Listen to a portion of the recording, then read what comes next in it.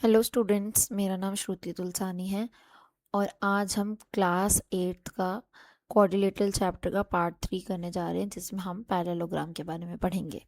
ठीक है।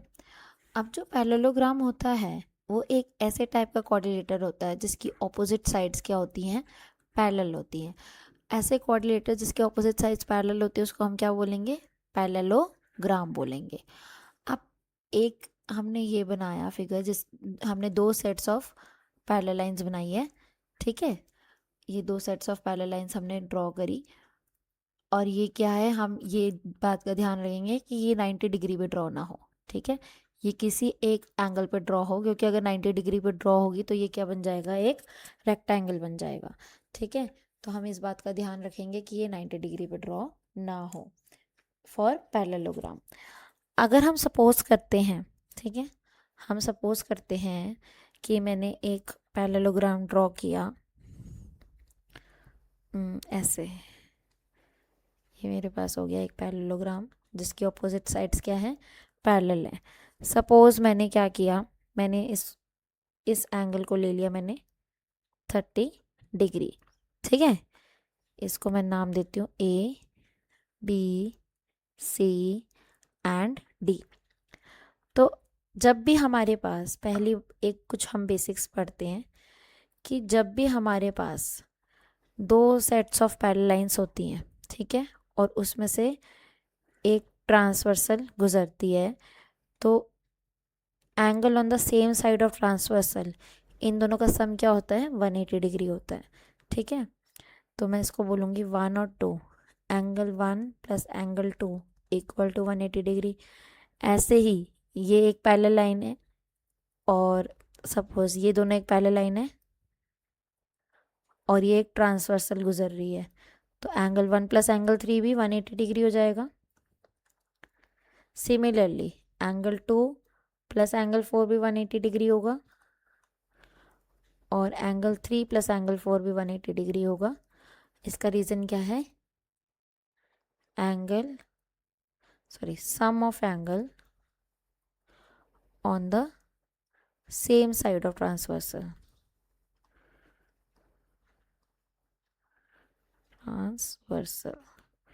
ये सब क्या होते हैं, 180 डिग्री।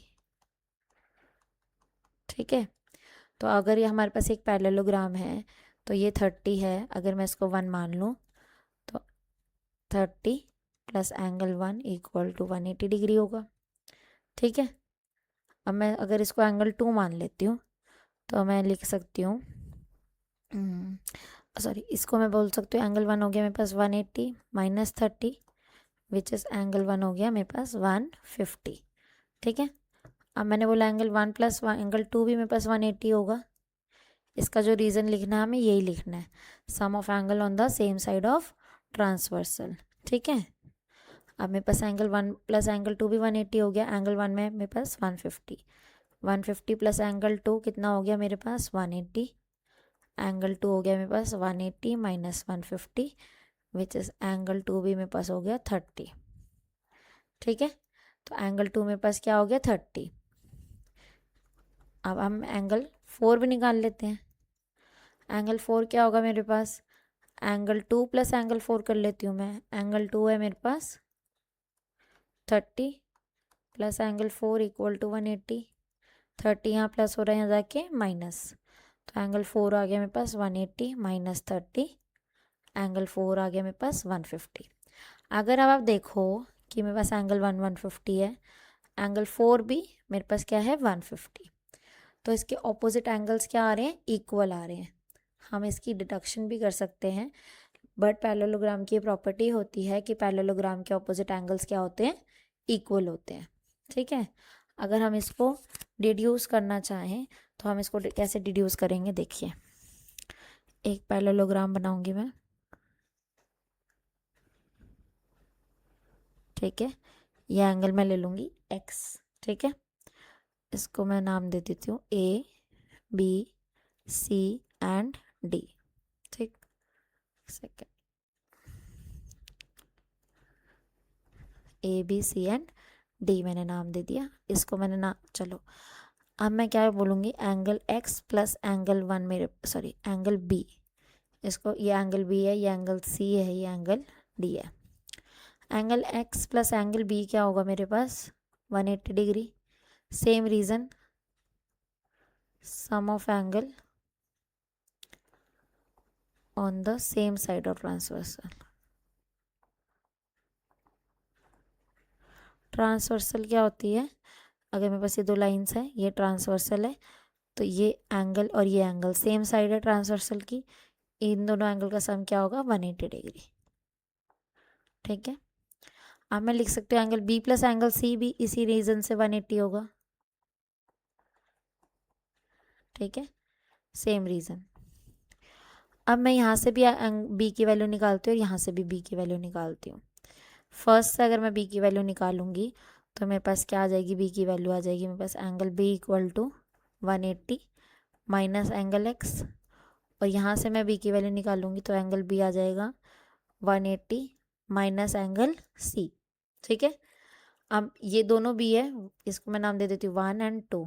फ्रॉम 1 एंड 2 ये दोनों बी के इक्वल है, तो ये दोनों एक दूसरे के भी इक्वल होंगे। तो 180 minus angle x is equal to 180 minus angle C. ठीक है बच्चे, देखो ये दोनों बी के इक्वल हैं, तो ये दोनों एक दूसरे के भी इक्वल होंगे। हम the things which are equal to the same things are equal to one another. ठीक है, हम इसको ऐसे भी देख सकते हैं कि अगर मेरे पास एक नोट है जिसकी वैल्यू 5 रुपये है, दूसरा नोट है दूसरा एक मेरे पास कॉइन है जिसकी वैल्यू भी 5 रुपीज़ है, तो नोट और कॉइन दोनों क्या होंगे, इक्वल होंगे। ठीक है, क्योंकि उन दोनों की वैल्यूज़ क्या हैं, इक्वल हैं। अब देखो यहाँ पे एक्स क्या हो रहा है, यहाँ पे माइनस हो रहा है, एक्स यहाँ जाके क्या हो जाएगा, प्लस हो जाएगा। तो इसको अगर मैं एक्स को यहाँ ले जाती हूँ तो ये हो जाएगा 180 minus angle C plus angle x. ठीक है, अब क्या होगा, ये 180 यहाँ पे इसके आगे कुछ नहीं है, मतलब प्लस है, यहाँ प्लस हो रहा है और यहाँ जाके क्या हो जाएगा, 180 माइनस हो जाएगा। तो इसको मैं कर दूंगी 180 minus 180 equal to minus angle C plus angle x. 180 में से 180 गए तो 0। हम ये वाला ये चीज़ नहीं देखेंगे कि 180 माइनस, हम हमेशा आगे वाला साइन देखते हैं, आगे वाला। आगे अगर कोई साइन नहीं तो हम प्लस का साइन लगा देंगे। ठीक है, अब एंगल सी यहाँ पे क्या हो रहा है, माइनस ना कि प्लस, इसके पीछे लेफ्ट साइड वाला साइन हम देखेंगे, तो ये क्या हो रहा है, माइनस हो रहा है, यहाँ जाके क्या हो जाएगा, एंगल सी प्लस हो जाएगा। तो angle C is equal to angle x, यही हमें निकालना था कि एक्स और ये सी क्या हो गए, इक्वल हो गए। तो opposite angles of a parallelogram are equal, ये हम अभी रिड्यूस कर चुके हैं। ठीक है, अब हम सेकंड डिडक्शन करते हैं जिसमें हम क्या डिड्यूस करेंगे, इसकी हम साइड्स के बारे में बात करेंगे कि क्या इसकी साइड्स इक्वल होंगी। ठीक है, हम ये देखेंगे कि क्या पैरेललोग्राम की ऑपोजिट साइड्स या ऑल साइड्स इक्वल होंगी। ठीक, तो मैंने एक ये पैरेललोग्राम बनाया जिसका मैंने एक डायगोनल भी बना दिया, A B C and D. ठीक है, A B C and D. अब मुझे इस पैरेललोग्राम में पता है कि ऑपोजिट एंगल क्या है, इक्वल, अभी अभी मैंने निकाला, तो angle D is equal to angle B है। ठीक, अब ये पैरेललोग्राम है क्योंकि, तो क्या कर सकते हम कि ये देखो, ये मेरे पास क्या होंगे, ऑल्टरनेट इंटीरियर एंगल होंगे। तो angle 1 is equal to angle 2, angle 1 is equal to angle 2, alternate interior angle होंगे। अब हम इसको प्रूव करना स्टार्ट करते हैं। तो हम क्या करेंगे, हम लेंगे इन ट्राइंगल ए से हम डी आई ए डी सी। ठीक है, एंड ट्राइंगल हम सी से चालू करेंगे क्योंकि ये ए वाला एंगल सी के इक्वल है, सी बी ए। हम हाफ से फुल एंगल पे गए, फिर यहाँ पे हमने अभी कोई एंगल नहीं बनाया तो हम यहाँ गए, तो हम हाफ से फुल पे गए, फिर यहाँ गए, सेम इस पे भी जाएंगे हम, सी बी ए। ठीक है, सी बी ए। अब क्या करेंगे हम, ये दोनों हमने ट्राइंगल लिए, angle D equal to angle B opposite side of opposite angle of parallelogram. ठीक है, पैरेललोग्राम को हम शॉर्ट फॉर्म में ऐसे लिखते हैं। ठीक, ये पैरेलल साइड्स और ग्राम ऐसे हम शॉर्ट फॉर्म में लिखते हैं। Angle 1 equal to angle 2 alternate interior angle. क्यों बना ये ऑल्टरनेट इंटीरियर एंगल? क्योंकि पैरेललोग्राम की साइड्स क्या होती है? पैरेलल होती है। और मैं क्या ले लूँगी? A C is equal to C A common side. ये क्या आ गई हमारे पास? Common side. Therefore triangle A D C is congruent to triangle C B A by angle side rule. देख लो, ये एंगल, ये दूसरा एंगल और ये साइड। ठीक है, एंगल साइड रूल से ये दोनों क्या हो गए? कॉन्ग्रुएंट हो गए। अब इसके कॉरस्पॉन्डिंग साइड्स और कॉरस्पॉन्डिंग एंगल्स मतलब कॉरस्पॉन्डिंग पार्ट्स क्या होंगे? इक्वल होंगे बाय CP/CT। ये हमने फर्स्ट लेक्चर में ही सीख लिया था। अब क्या मैं कर सकती हूँ कि AD में बराबर कर सकती हूँ BC के, CB के, sorry, AD is equal to CB, AD is equal to CB by CP/CT।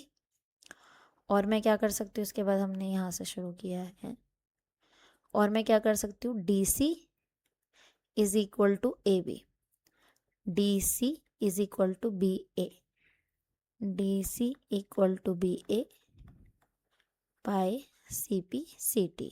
इससे हमने क्या डिडक्ट किया कि इसकी ये ऑपोजिट साइड इसके इक्वल, ये वाली ऑपोजिट साइड इसके इक्वल।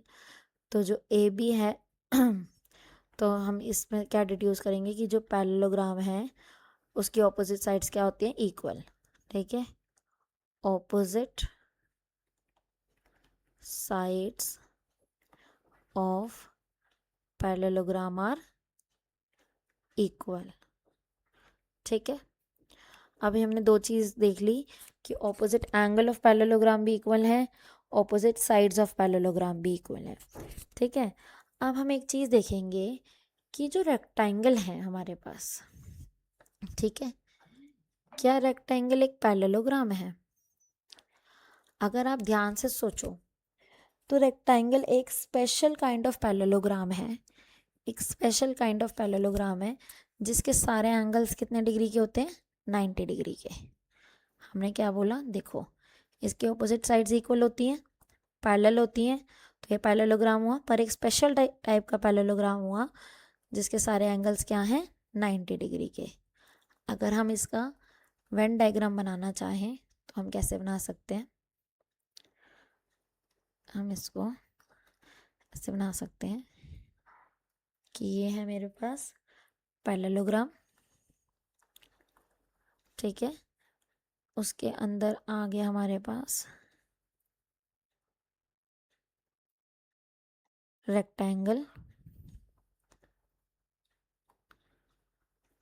और उसके अंदर आ गया हमारे पास स्क्वायर। ठीक है, पैरेललोग्राम, रेक्टेंगल और स्क्वायर। अब हम सीखते हैं इसकी थर्ड डिडक्शन। ठीक है, थर्ड डिडक्शन में हमें क्या सीखना है कि क्या पैरेललोग्राम के डायगोनल्स एक दूसरे को बाइसेक्ट करते हैं? क्योंकि रेक्टेंगल के तो डायगोनल्स एक दूसरे को बाइसेक्ट करते हैं, स्क्वायर के भी डायगोनल्स एक दूसरे को बाइसेक्ट करते हैं। तो क्या पैरेललोग्राम के डायगोनल्स एक दूसरे को बाइसेक्ट करेंगे? हम ये सीखेंगे। ठीक है, ये बन गया हमारे पास एक पैरेललोग्राम, और हमने ये ले लिए इसके डायगोनल्स। इसकी हम नेमिंग कर देते हैं A, B, C and D। ठीक है, अब अगर आप इसमें देखो तो हमारे पास क्या है? रेड ले लेते हैं। ये हमारे पास क्या बन रहा है? ऑल्टरनेट इंटीरियर एंगल Z बन रहा है। तो मैं बोलती हूँ एंगल 1 जो है वो इक्वल एंगल 2 के। क्यों? Alternate interior angle. ठीक, अब दूसरा देखो,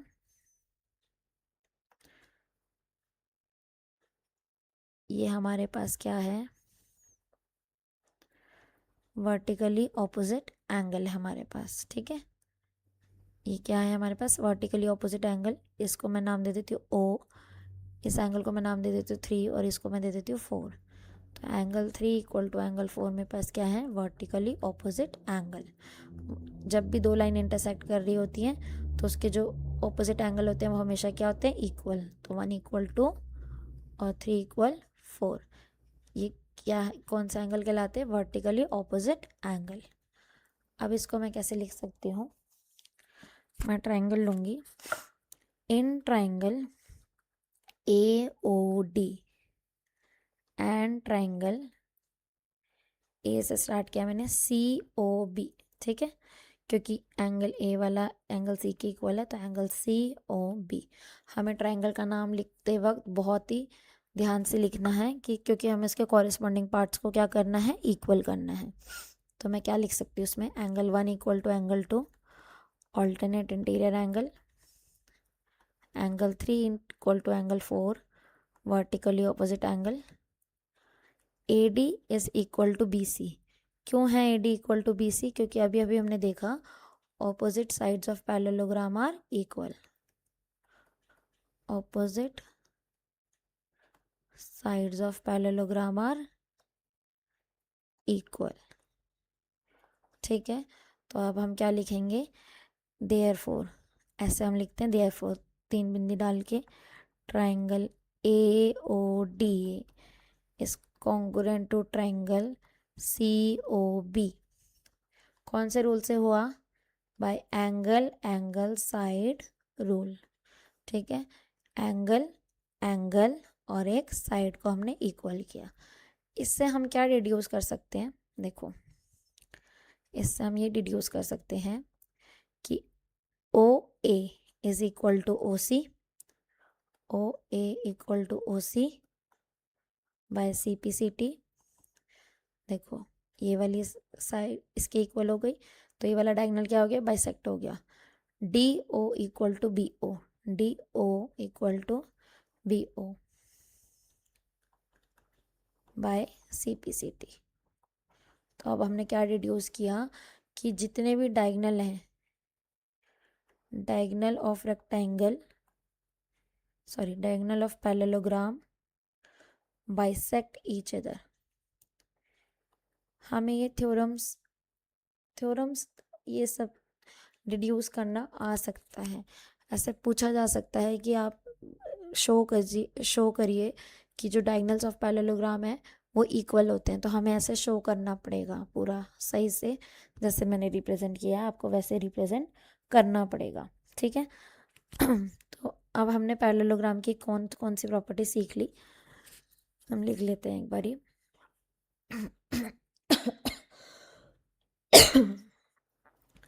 property first, opposite angles of parallelogram are equal।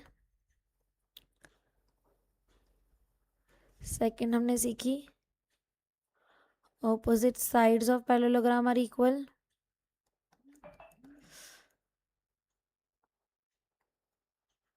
ठीक है। थर्ड हमने क्या सीखा कि diagonals of parallelogram bisect each other, diagonals of parallelogram bisect each other, bisect each other, ठीक है। हमने ये 3 प्रॉपर्टीज इसकी सीखी। अब इसमें हमने और क्या देखना है, अब हम देखेंगे रोम्बस के बारे में, ठीक है। अब हम किसके बारे में, मैं इसमें एक बात और बताना भूल गई कि जो डायगोनल्स ऑफ पैरेललोग्राम है वो इक्वल नहीं होते, वो सिर्फ एक दूसरे को बाइसेक्ट करते हैं। सपोज मैंने एक 8 सेंटीमीटर की एक डायगोनल है और एक 5 सेंटीमीटर का डायगोनल है, तो ये एक दूसरे को बाइसेक्ट करेंगे। सपोज ये 6 है और ये 8 है, तो ये 3 हो जाएगा, ये 3 हो जाएगा, ये 4 हो जाएगा और ये 4 हो जाएगा, ठीक है। तो ये बाइसेक्ट करेंगे बट डायगोनल्स इक्वल नहीं होंगे। अब हम करते हैं कि अगर साइड पैरेलल है और सारी साइड्स क्या हैं, इक्वल हैं, तो जो फिगर बनेगी वो क्या बनेगी, ठीक है, ये हम डिड्यूस करते हैं इसमें। Wait, all sides of parallelogram या all sides of a quadrilateral is equal, then it is a rhombus। ठीक है, अब हम rhombus की कुछ प्रॉपर्टीज देखते हैं। इसको मैं then it is a rhombus। अब हम rhombus की कुछ प्रॉपर्टीज देख लेते हैं। अगर मैंने एक rhombus ड्रॉ किया, ठीक है, मैंने इसको नाम दिया A B C and D, ठीक है, A B C and D। अब ये मैंने बोला कि मैंने एक एंगल ले लिया 50 डिग्री का, सपोज, ठीक है, ये साइड ये साइड ये साइड ये साइड, चारों साइड्स क्या हैं, इक्वल है। तो मैं अगर ले लेती हूँ in triangle A B C and triangle, अब हमें लिखना बहुत ही केयरफुली है। हम लिखेंगे C A B C लिया ना मैंने, तो ये इक्वल होता है, C इक्वल होगा A के। तो मैं लिखूंगी, यहाँ पे आएगा A, बीच में आएगा D और यहाँ आएगा C इन ट्राइंगल CDA, ठीक है, CDA। अब मेरे पास क्या है, मेरे पास क्या है कि AB जो है वो इक्वल है CD के, AB जो है वो इक्वल है CD के, all sides of rhombus are equal. फिर मेरे पास क्या है, AD AB, फिर है हमारे पास BC जो है वो इक्वल है BC इक्वल है DA के, ठीक है, और AC equal to AC which is common, ठीक है।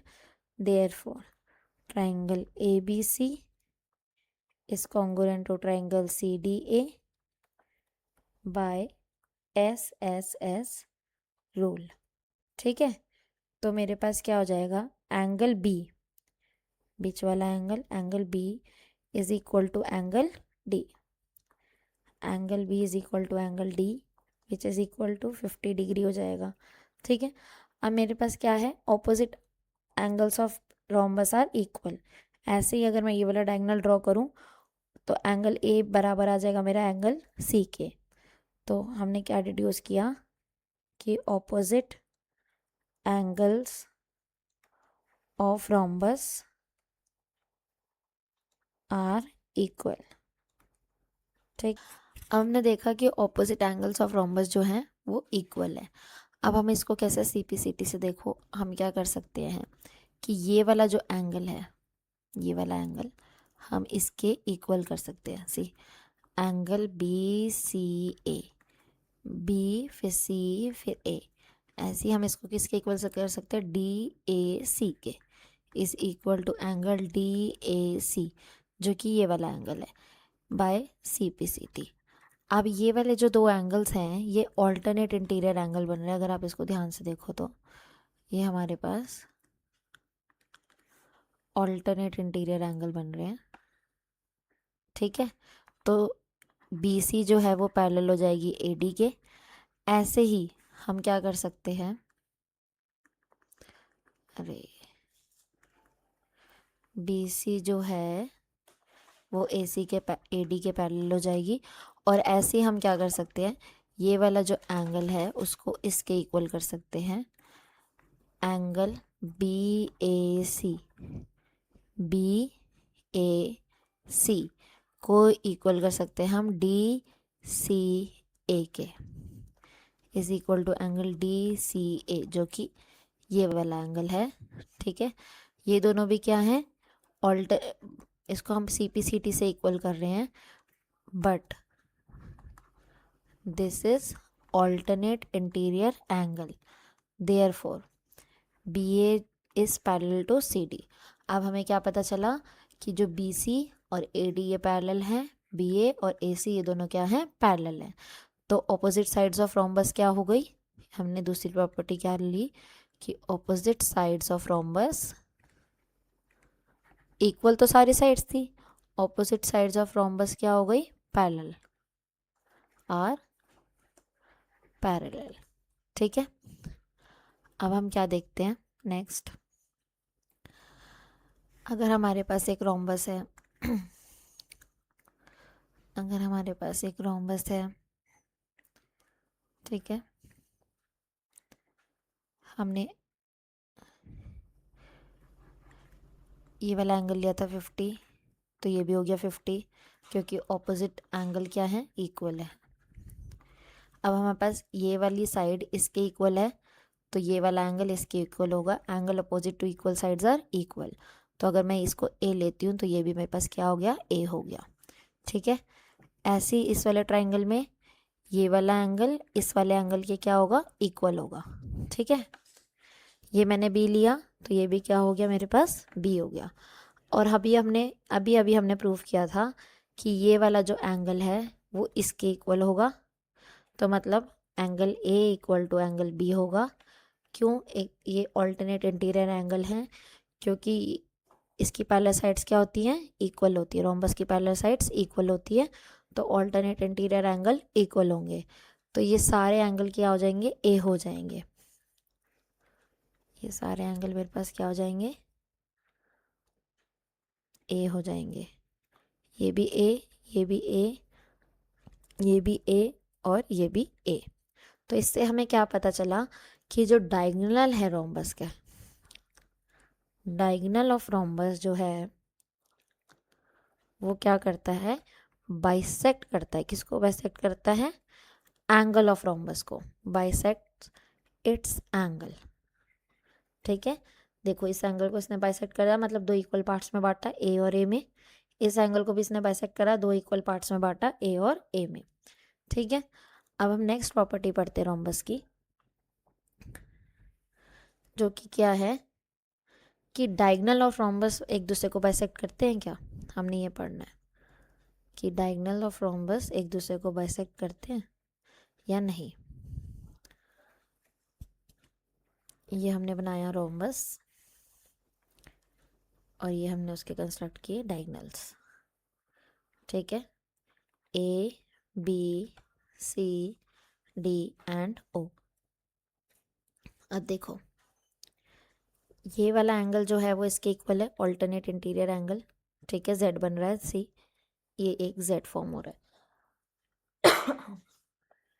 ठीक है, ये वाला एंगल इसके इक्वल है, वर्टिकली ऑपोजिट एंगल, इसको मैं नाम दे देती हूँ 1 2 3 4। अब मैं लिखूंगी in triangle A O D and triangle C O B, angle 1 equal to angle 2, alternate interior angle, angle 3 equal to angle 4, vertically opposite angle, और ए डी जो है वो बी सी के बराबर ही है, A D equal to B C. ठीक है, ये क्या हो गया हमारे पास, साइड्स ऑफ रोम्बस इक्वल होती हैं। ठीक है, तो हमारे पास क्या हो गया, triangle A O D is congruent to triangle C O B. ठीक है, ये दोनों कॉन्ग्रुएंट हो गए, तो हमारे पास क्या आया, A O equal to C O, A O equal to C O by C P C T, and B O sorry D O equal to B O by C P C T. तो हमें क्या deduce हुआ कि diagonal of rhombus bisect each other, bisect each other. अब हम last property पढ़ेंगे इसकी। Last property में क्या है इसकी, देखो अगर हमने एक रोम्बस बनाया,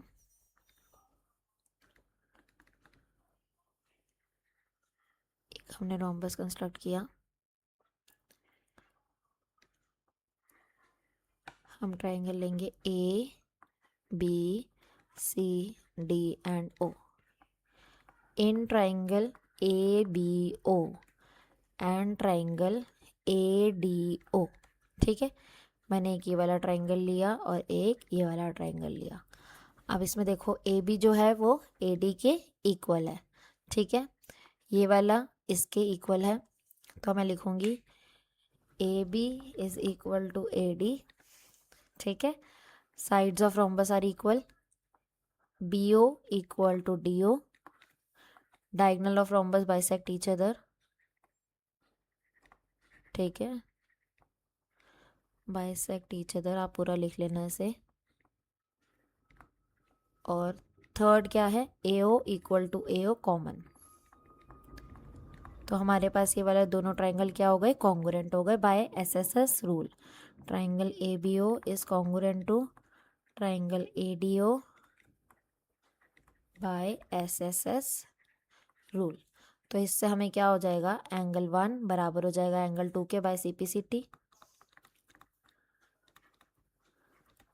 लेकिन एंगल 1 प्लस एंगल 2 क्या है हमारे पास, 180 डिग्री। क्यों, क्योंकि ये है लीनियर पेयर।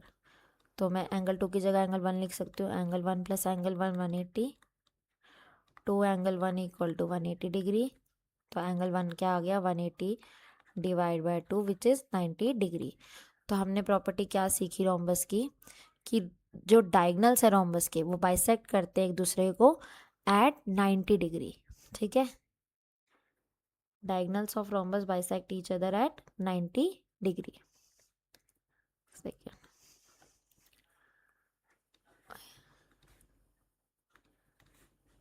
डायगनल्स